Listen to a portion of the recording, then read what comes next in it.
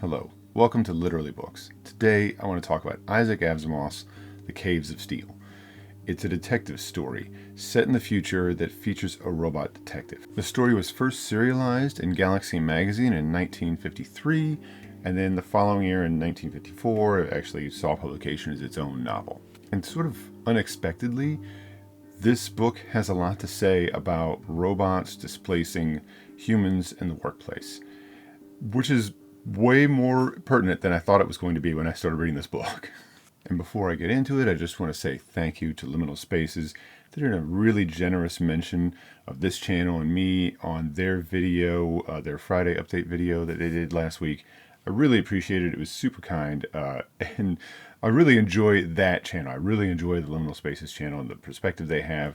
Just really great coverage of like hard to find or kind of obscure sci-fi books, and then really good like movie analysis. So a real pleasure to watch that channel, and it was really kind of cool to see them even bring me up, and then just bring me up. They like talked about me for what I thought was like extremely generous amount of time. So anyways, I really appreciate it. Very humbled by the mention, and really appreciate all the people who decided to come and check my stuff out and who have newly subscribed. So we've got a lot of new people here. So thank you so much to Liminal Spaces, and welcome everyone who's newly subscribed.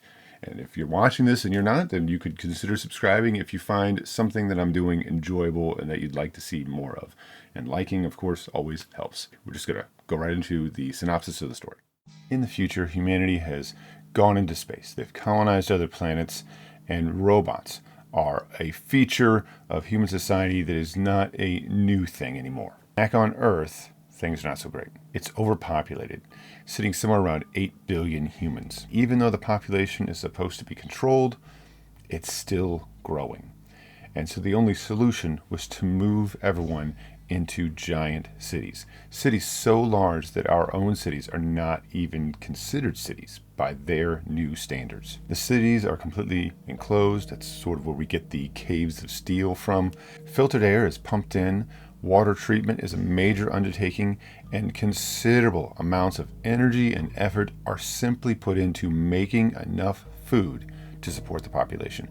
They have to grow yeast and other bacterial substances to make enough food for everyone. As a result, people are sort of used to eating these very manufactured meals. In fact, that's really all that anybody eats, unless you are part of the elite.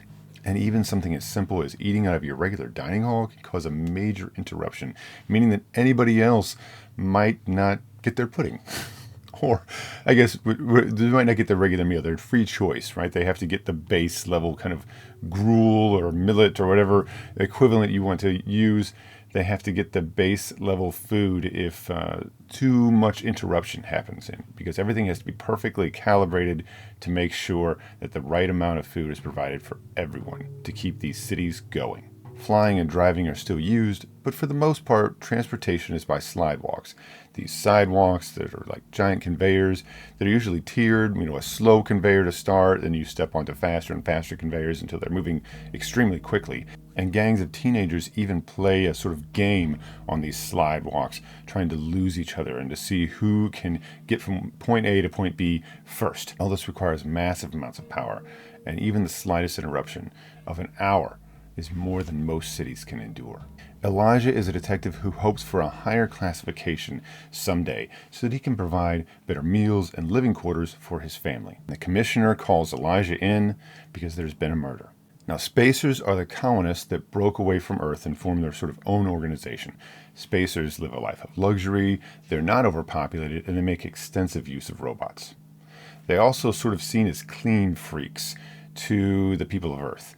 They're very fastidious and very standoffish and aloof. There's no great affection on the people of Earth for the spacers. In fact, it was not that long ago that there were riots because the spacers have a sort of emissary attached to New York City, and they live these lives of luxury in the face of all these people who are just sort of, I wouldn't exactly say that are struggling, but who live a very tight existence, with very little option or excitement or very little in the way of breaking away from this sort of caste almost that they sort of get saddled with. It doesn't help that the spacers make extensive use of robots, and robots to the people of Earth represent a real bane. Robots are taking the jobs of humans in an already extremely tight job market, displacing those people who don't really have anywhere else to go or anything else that they can do sometimes. The spacers hold incredible military power at their disposal, something that makes Earthmen sort of have to grudgingly accept their presence. So when the commissioner calls Elijah in, the first thing he tells them is that there's been a murder of a spacer and that they're pretty certain it was an Earthman. Elijah and the commissioner both remember the riots of years past.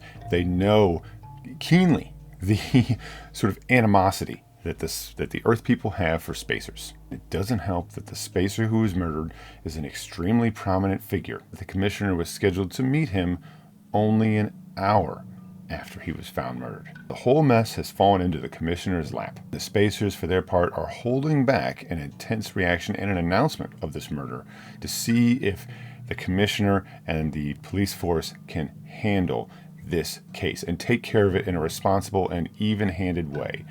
There's a lot riding on this case. The commissioner plops this directly in Elijah's lap. And the commissioner has one more thing to tell Elijah. He has a new partner, a spacer, to make sure that Elijah is fair-minded and does the right thing in this case. Daniil Oliva. Our Daniil Oliva, a robot. It's a pretty juicy setup if you ask me, and it really does pay off very well in all the little angles that you hope that it would. I think this is maybe one of the best Asimov books that I've really ever read. I've read a few, and I really like this one the most. Maybe it's because I'm partial to detective stories, and this sort of does that. It's not exactly a hard-boiled detective story, like The Borrowed Man, Gene Wolfe's book that I talked about a little while ago. It's more of a traditional detective story. I wouldn't say it's Holmesian, but it definitely feels like something from like Ellery Queen or something like that. Elijah absolutely has an issue. He has very negative feelings about robots, but he has a duty, and he realizes what kind of a bomb basically this case is, this murder is, and how terrible it could be for the city. He meets Daniil, and Daniil looks human, looks extremely human, which takes Elijah, kind of makes Elijah step back because he's not used to robots that look that way. Most of the robots he's used to interacting with look like robots. You can tell absolutely from a distance that's a robot. Elijah becomes very nervous because he hadn't even considered up to this point the fact that this partner of his is going to be coming to his home and staying with him, and the implications of that and what's going to happen. Asimov, as he often does with these robot stories, uses his robot laws, the laws of robotics, in play here. He really only uses the first one, though. The first robotic law, which is that no robot can kill a human. It's not exactly worded that way. I can get the exact wording on the screen, but that's essentially what it means, is that the robot cannot kill a human or do anything that would cause a human harm. Even through inaction, it can't allow that to happen. It always has to sort of prevent that sort of thing. That sort of law is absolutely played on. And that's something I really love about Asimov's stuff, is that he sort of presents this rule and then he tries to subvert, often in these robot stories, he's trying to subvert those robotic laws and to sort of mess with them and see if there's a workaround and play with that. And I really enjoy that. That's part of what goes on in this story. Another part is absolutely the problem that humans have with regard to these robots, taking their jobs, displacing them, and nobody's happy about that. Nobody. Even people who are pretty sympathetic to the problems that are going on don't really like robots. And there's a movement called medievalism, and most humans are said to be a medievalist in one sense or another. It's a little humorous that our own time is considered medieval in a sense.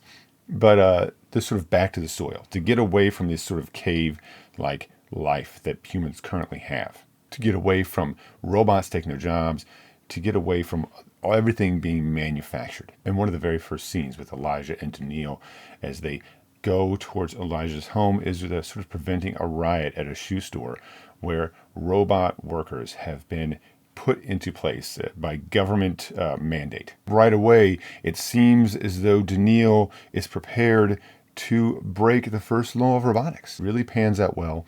I felt that the detective work was really good. There's definitely some working around and sort of explaining the way that the city life works in this future time and how people view themselves and the nuances to their lives. Elijah working through his prejudice, working through the difficulties of this case and what it could mean, the false starts that he has, all work really well. I have to say that the very last 30 minutes or the very last chapter, so to speak, of this book is sort of like a firestorm of things happening. There's this definite like race to finish the case type thing. And it works really great. I really loved the sort of flipping around of everything and how everything became very intense right there at the very end. I thought this was really a cool story because it's such a topical topic, isn't it? I mean, we're currently, all over the news is this talk about AI, what's fair use and what isn't, and should it be allowed, and is it really creating anything? And artists and creative people are really bemoaning, a lot of them, the sort of use of AI and how it sort of devalues their own work, or that their own work is being used by this AI. Asimov does provide a solution. He does sort of look at this problem in a very realistic and fair-minded way and say, well, this isn't going anywhere, so what is the solution to this? What do humans need to do? What would work? This isn't going to just stop, and just sort of passing laws to stop it or whatever isn't really the solution. And that humans do have something to offer that robots don't. And I think that sometimes, a lot of times we see in science fiction to say, oh, robots can't create art or anything like that. Although we're sort of seeing that now that is not exactly true. Although being creative and what really is AI, I think there's a lot of sort of misinformation there about what currently is going on, because AI that we deal with right now is not AI, it's generative AI. And so it's just the best way I've ever heard the current AI issue described is it's like autocorrect. It just sort of looks at a bunch of different things and just tries to find the sameness in them. And that's what it presents, the sameness. And then the chaos, the fact of the entropy that you introduce, is how far out it goes away from that core thing. I think that there's a really interesting conversation that Asimov has here. And I think that, we are living in kind of a unique time where it's like, this is this moment in history where we can really sort of manipulate and sort of control, to some extent, the direction of AI in the future. And I think that if it's handled properly, that it could be beneficial. I am absolutely on the side of a lot of artists who feel very upset and conflicted about AI and art, about AI being used to generate art and taking their jobs. And I'm also looking at it realistically and knowing that it's just not going to go anywhere, no matter what we do. And the line is already blurred because, we use AI technology to some extent when we remove the background of a picture. But I think really what most people are upset about is AI generating completely wholesale images and that image being sold, and that the work is often derived from someone else's work, and that person whose work it is derived from assumes no credit and gets nothing for it. And I'm not trying to unpack the AI issue because it's far more complicated and involved than I'm probably able to talk about. This book does sort of suggest that there is a good solution, that we need to find a constructive use of AI or robots in the case of the book that works with humans, that plays on a human's strengths. I'm hoping that in our time that we're able to resolve this issue, to find a good middle ground where we don't just simply try to cancel AI. We just don't simply sort of deny it and say, nope, it's out of the question. But instead we find a way to work with it that is fair to everyone. The landscape is changing. It is not going to go away. And I like the optimistic approach that Asimov has, and I'm trying to myself have that optimistic approach. That I'm still not excited about AI art, taking jobs from artists and things like that, or AI replacing people in the workplace. I'm still not excited about that. One of the stories that Asimov brings up is the stoning of the adulteress from the Bible. The story where this adulteress is going to be stoned by these men, and Jesus comes onto the scene and says, well, which of you is without sin? Let him throw the first stone. And basically everybody says, well, okay. And they feel kind of abashed and they sort of leave. Daniil, the robot, who has a very precise definition of justice, say, well, wasn't she committing a crime? And Elijah says, yes, she was committing a crime. And doesn't the crime in this time mean that she's supposed to be stoned? And Elijah says, yes, the punishment for that crime at that point in history was to be stoned. And then Daniil says, well, then wasn't justice being carried out? Wasn't that the right thing to do? And Daniil sort of says, well, there's something more, there's a higher law that exists above justice, above that regular justice, that says that that's not, the rule of the law is not always right. That just because that's what the law says doesn't mean that's the right thing to do. And that discussion actually does reemerge at the very end of the book in the decisions that are made. And essentially sort of says that it's better to convert something that is evil to good than to destroy the thing that is evil. And I really enjoyed that message. I really enjoyed the skillful way that Asimov made that play out. And it made for just a really pleasant read. That I got to say again, that the end of the book was really, really great. I really, really liked the way the book wrapped itself up. So if any of that stuff sounds interesting, I highly recommend Isaac Asimov's The Caves of Steel.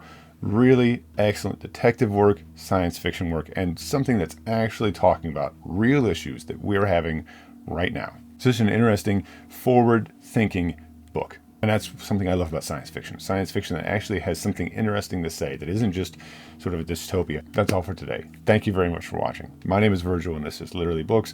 If you enjoyed anything here, please like and subscribe. I greatly appreciate it. Welcome again to anyone new who subscribed. And thank you once more to Liminal Spaces for the very, very kind and generous mention. That's all I've got. Thank you very much. Bye.